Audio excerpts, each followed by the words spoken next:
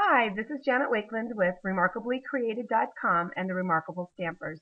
I'm excited to share with you today a fun project and a cool tip using Home for the Holidays, one of the free digital downloads that are available today through November 7th as part of Stampin' Up's Digital Scrapbooking Days. Please take a moment to visit www.mydigitalstudio.net and take the brief survey that will qualify you for those free downloads. The survey is just going to serve to help us meet your digital needs a whole lot better. In addition, the more that take the survey, the greater chance that you and I have of receiving even more digital downloads that they have yet to surprise us with. So let's go ahead and get started. When you download the digital images for Home for the Holidays, they come in as templates or kits. And so what we want to do is we want to move some of those elements to embellishments so that now we're free to use them on other projects such as the framed art piece that I'm talking about showing you today. So what you need to do is you need to go into your computer. You need to find the program files where My Digital Studio resides on your computer. And what you're going to be working in is components. And then anything that is a drop-in kind of template such as the cards, scrapbook books, calendars, things like that are listed under themes. You're going to want to click on that. I happen to know that this one's landscape, which means it's up and down. We're going to go into digital. And then, or designer rather, and I'm looking for the Home from the Holidays images and the objects specifically. And so now what I want to do is I want to copy those. We're going to copy those, and now we're just going to back out of that file. And we're going to go all the way over, components, and we want to go to embellishments.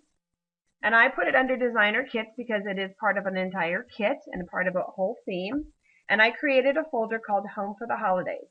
And now what you're going to do, you can see I've already gone ahead and put them all there, and you would just right click and paste, and that would add all of them into the embellishment section of the designer kit.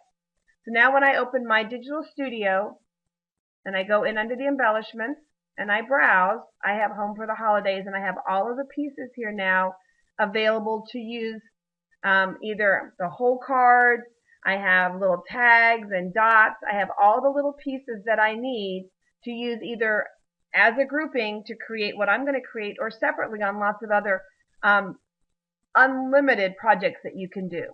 So what we started with was a square, and I picked a 12 by 12 page because that way I could downsize it to 8 by 8 or 6 by 6.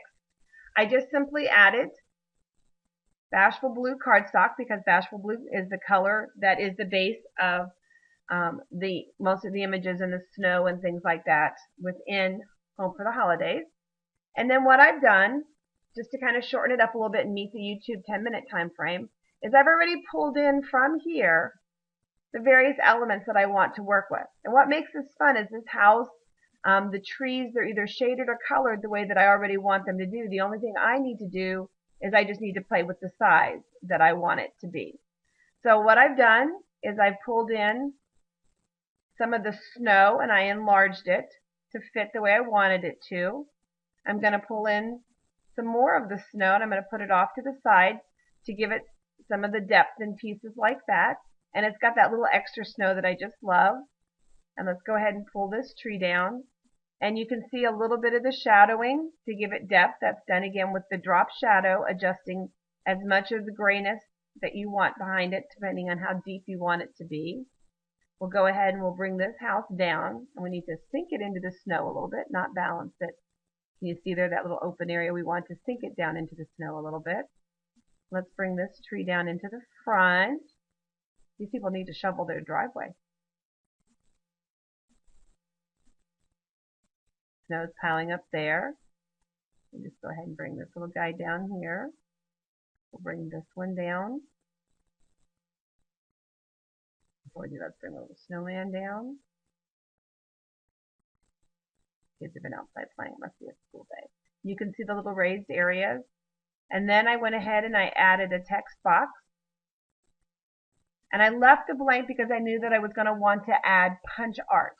And this is a little bit of an estimate. I kind of look over here at the scale on the side and know that my heart is about 2 inches. And so I want to make sure that I have the 2-inch space using the ruler.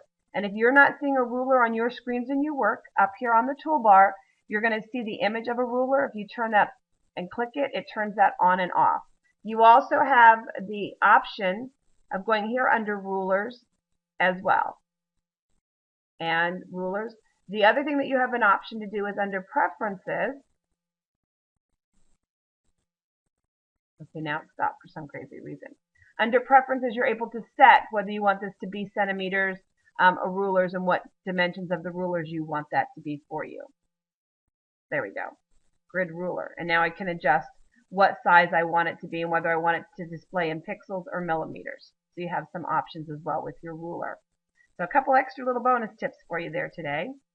And there's just a little bit, oops, a little bit more snow I forgot that I had that I really wanted to pull in here.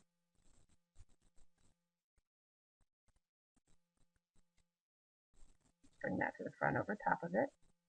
And our home for the holidays. And there you go. You have that simple, beautiful art print that I then printed on canvas paper, and I will be doing a post about the different types of mediums that I'm finding out there to run through your traditional 8.5 by 11 printer at home. And then I adhered it to the red frame that you saw and added a few embellishments. Quick and simple, I had a really fun project. But just to show you what else I was able to do with it, when you insert duplicate page, it allows you to change some things. This is the cover of an 8x8 album that I'm going to be using to preserve some of our family Christmas memories.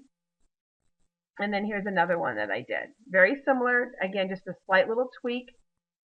Christmas Memories, 6400 Hoff Road. So just pictures of our house since we've lived in it in 1993. And what I did there is I just pulled this banner in and I used a punch to cover up the packages and things like that that I didn't want. So Christmas Memories. So again, when you start off with something basic, then you're able just to insert duplicate page and very quickly have something to change. So hopefully I've inspired you and given you some ideas. Hopefully you'll take a few moments to complete the survey at mydigitalstudio.net and stop back by the next couple of days for more free webinars. And also, if you have yet to purchase My Digital Studio, I will be doing free webinars on the basic use of it via teleconferencing service. And that's a service that I will be offering to all of my customers purchasing My Digital Studio or at least $35 in digital downloads. Thanks and have a great day. God bless.